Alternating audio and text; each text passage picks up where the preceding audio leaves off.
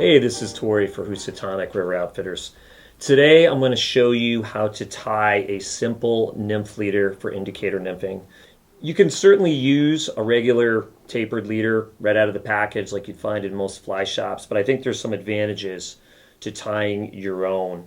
Nymphs are a different dynamic when you're casting them than, say, a dry fly or a woolly bugger, because you're typically casting out a bulky strike indicator, and then on the end of your line, you're trying to sink your fly or flies, and you're typically, probably more often than not, maybe using split shot.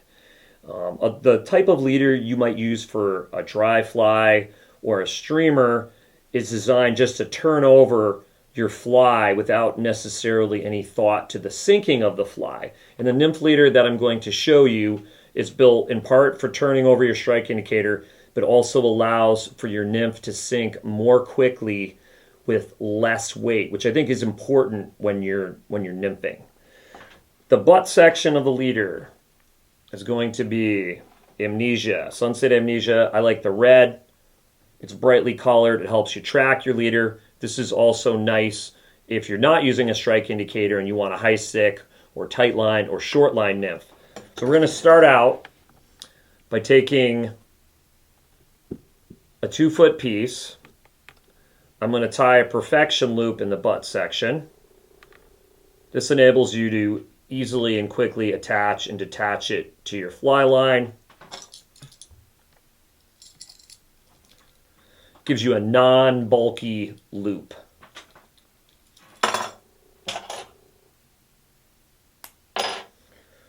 So I'm going to take a piece about 2 feet long. I'm going to allow a little bit extra to tie a knot.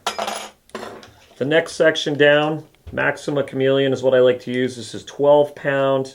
It's 13 thousandths of an inch. You don't have to use Maxima. You can use whatever brand you like. It could be Rio. It could be Umpqua. But you want to go somewhere around that diameter. I'm going to do a blood knot. Now, because we're knotting together two things of fairly large diameter differences, the books will tell you if you tie a blood knot that you can only go down 2 thousandths of an inch. That's not really true. If on the heavy side you do a lesser number of turns and on the light side you can get the blood knot to work with dissimilar diameters. So this is fairly thick stuff on the Amnesia side. The 25-pound test off the top of my head, I want to say, is around 22 thousandths of an inch, give or take.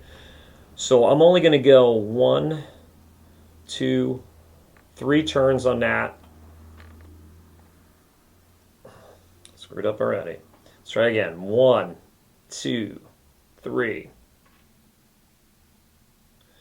And then I'm going to go 5 turns with the Maxima, which is only 13 thousandths of an inch. 2, 3, 4, 5. And by putting differing turns on each side, it should enable you to tie the knot and have it seat up properly. The problem would be if you use the same number of turns on each side, the knot won't seat properly, and then you'll have a weak knot. I recommend wetting the knot.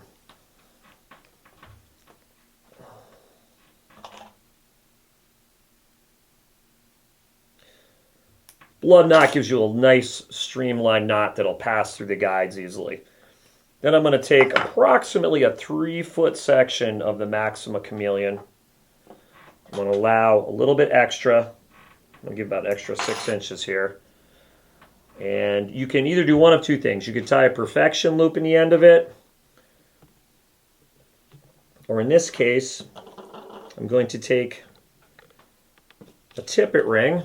I'm using a Climax extra large 40-pound ring. So I'm using a little bit bigger diameter tippet here. Could probably use the smaller diameter too. This will just make it easier to fit everything through there.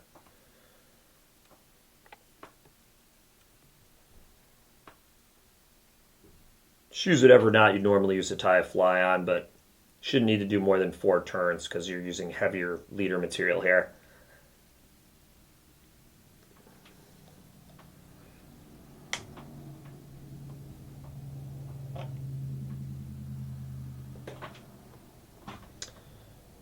Trim that off. Okay, so now we have the butt section of our leader here. We have approximately 5 feet This length isn't set in stone. You can tweak it depending on conditions and personal preferences.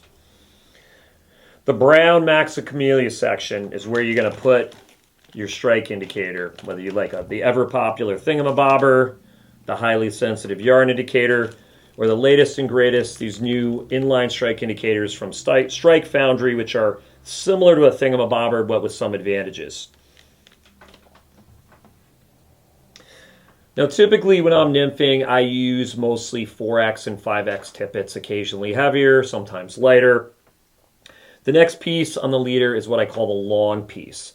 And this piece is to promote the sinking. Most store-bought leaders come with a short tippet section on them, usually maybe 1.5 feet or 2 feet at most. And this doesn't allow your nymph to sink very quickly or very deeply. By putting a longer piece of tippet in your leader, your nymph is going to get down quicker, deeper, and with less weight. This section, on average, I probably do 4 feet, but I might vary the length. If I was fishing shallower water regularly, I might shorten it to 3 feet. If I was fishing a lot of deep pool water in the winter when the fish are stacked up in deep water, it might be 6 feet. But 4 feet's a good average. I typically go one size heavier than what my heaviest tippet's going to be. So given that I normally don't go much heavier than 4X, I like to make it with 3X for this section. The thinner you make this section, the quicker your flies will sink and the less weight you'll need. So this gets tied to the tippet ring with whatever knot you like. I'm actually a big fan of the Davy knot. You can look that up on the internet. It's a super simple knot that's worked out well for me. I've landed some really big fish on it. All right, so we're going to go roughly 4 feet of 3X. We're going to cut it. And we are going to use a small tippet ring. This is a Climax extra small 15-pound ring.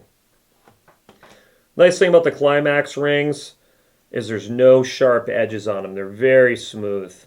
Now I actually took these off, they're on a little snap swivel dispenser. It's actually easier tying them on it if you tie them on it while they're still on the snap swivel. I'm going to tie this on with a Davy knot also. But again, you can use whatever your favorite knot is. It could be an improved clinch, trialing knot, Palomar, whatever you like.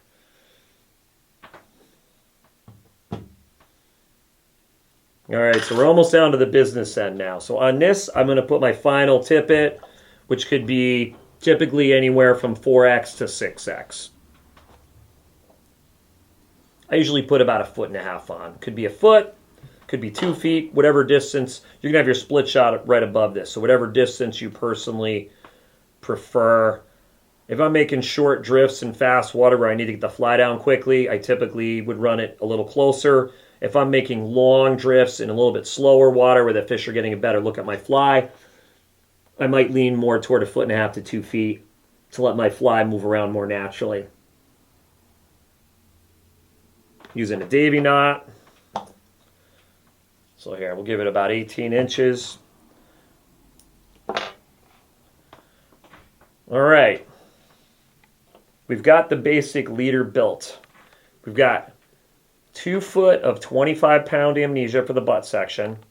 You could also use 20. You could even use 30. I tie a similar leader for steelhead, which I beef up a little bit for that. We've got it blood knotted to 3 feet of 12-pound Maxima, which is 13/1000 of an inch. Feel free to substitute another brand. Tippet ring on the end of the Maxima, joining it to the what I call the long piece, which is 4 feet of 3X in this case. Whatever size you use, you just want to make sure it's one size heavier than the heaviest tippet you normally use. 1.5 feet of tippet, give or take 6 inches. In this case, I have 4X on. You would tie your fly on the end of that. If you were using 2 flies, I would typically tie my bigger fly, my bigger, heavier fly on first, and then I would take a piece of tippet, maybe one size lighter, and I would tie it to the hook eye or the hook bend, maybe 18 inches, and I would put my smaller, lighter fly in that if you're going to use a 2-fly rig. The split shot goes right on the end on that small tippet ring right above the 18-inch piece. The tippet ring acts as a stopper to keep the split shot from sliding down. If you prefer, you can use a blood knot or a surgeon's knot for this juncture. This just gives you the ability to reuse this section of 4X a bunch of times without eating it up, because obviously every time you tie it, you're losing a few inches. One of the beauties of the setup is you have this long piece of tippet, which is thin, so your fly's sinking down. Your split shot's on a slightly heavier piece of tippet, ticking bottom, so the 3X is taking the brunt of the wear instead of your fly's probably on the 4X, probably wafting around at the same level or a little higher up. So this takes the brunt of the wear. The butt section, with the 25-pound and the 12-pound, enables you to turn over your strike indicator. Your strike indicator goes somewhere along this 3-foot piece of 12-pound. If you have a sliding indicator, you've got a 3-foot run here to slide it up and down. The exact placement of your indicator would depend on the depth and speed of the water. Very rough rule of thumb, 1.5 times the guesstimated average depth of the water. If you're in slow water, you might set your indicator at the depth of the water or even less, because you're going to be hanging almost completely vertical. You may want to suspend your fly a little off the bottom. If you're in fast water, you're going to get more of an angle in your leader, and you're going to need to put your indicator further up. And of course, you could change the length of that section. That 4 feet is not set in stone. It's just a good average length.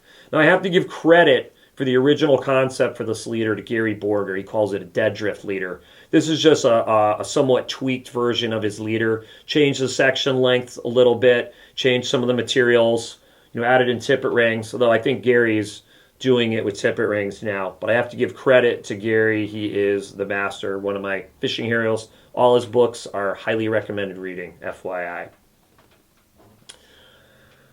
All the materials to make this leader we carry here at Housatonic River Outfitters if your local fly shop doesn't have them. And I highly suggest tying one of these leaders up. I think it'll up your nymphing success. I'm Tori for Housatonic River Outfitters.